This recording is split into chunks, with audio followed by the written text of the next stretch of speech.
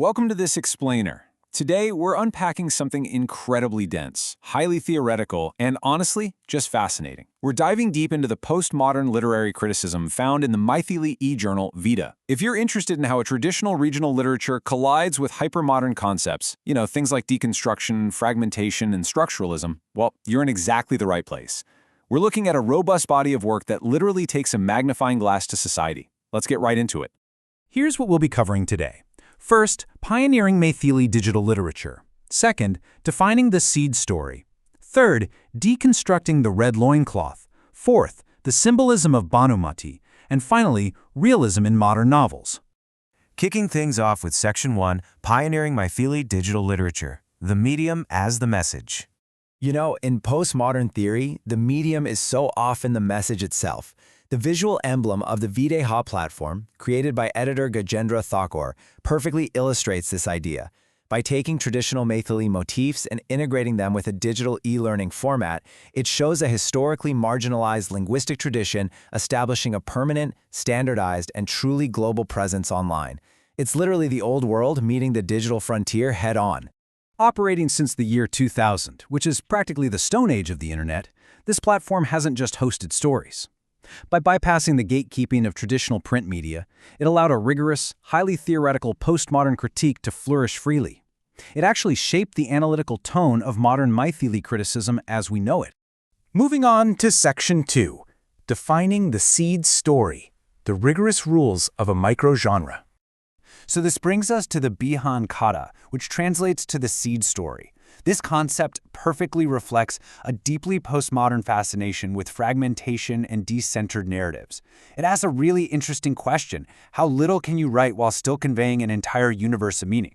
It isn't meant to be a complete tale. Rather, it acts as the conceptual DNA of a larger story. It's basically a scientific structuralist rulebook designed to provoke thought and inspire future creation.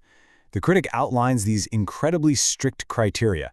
It has to be extremely brief, strictly between 20 and 150 words maximum. It must possess an open-ended structure, completely refusing to give the reader a neat, tied-up conclusion. It has to contain that narrative seed. And finally, it must carry a meaningful, constructive message. It totally forces your mind to actively construct the rest of the narrative. And the source material is pretty fierce about this. It strongly argues against the blind imitation of the Hindi Lagu Katha, or short story. Instead, the critic champions the Bihan Katha as uniquely defined Maithili achievement. While they argue the adopted Lagu Katha often wanders around without a localized structural identity, the Bihan Katha stands entirely independent. It's rigorously defined, seed-based, and rooted in its own standardized tradition.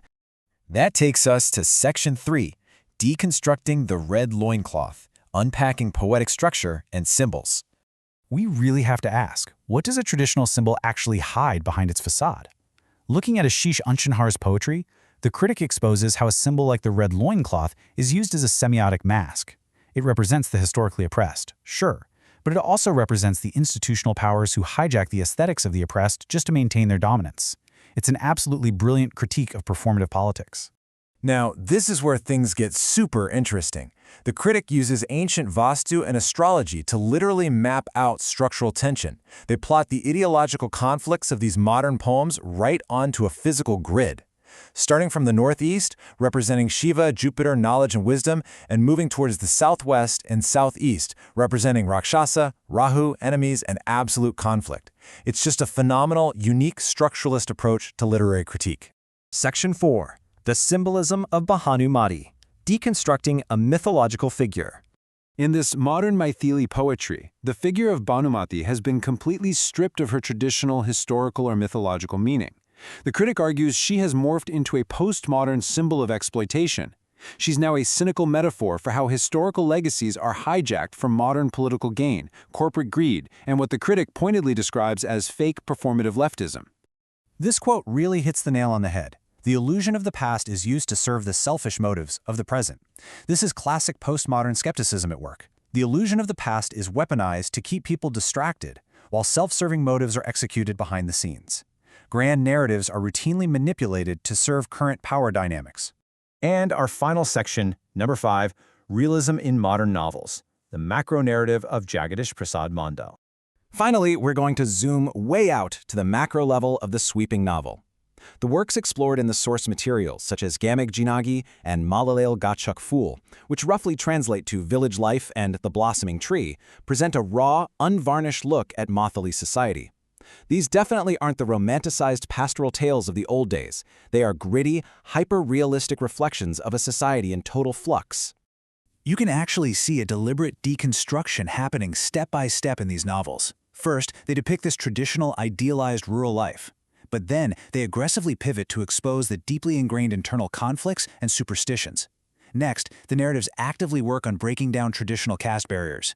And finally, they establish a harsh, pragmatic social realism that basically demands we face the absolute truth of the contemporary world. I absolutely love this quote from the source material. If society is a tree that has blossomed, we must dig, water, and give it a new life so it continues to flower. This powerful metaphor captures the very essence of postmodern Maithili literature. It acknowledges the beauty of the cultural tree, sure, but it strongly emphasizes the necessity of uprooting stagnant traditions. To cultivate a stronger, more realistic future, you literally have to dig up the dirt. Tradition just cannot survive on past glories alone. As we wrap up this explainer, it leaves us with a massive question to ponder. If literature is the mirror of society, what does this fragmented, highly realistic reflection tell us about the future of Maithili culture? When you strip away the romanticism, expose those semiotic masks of opportunism, and plant the seeds of harsh realism, what kind of society actually grows from that soil? It's a profound question that this brilliant postmodern critique leaves us with. Keep analyzing, keep questioning, and thanks for joining us on this deep dive.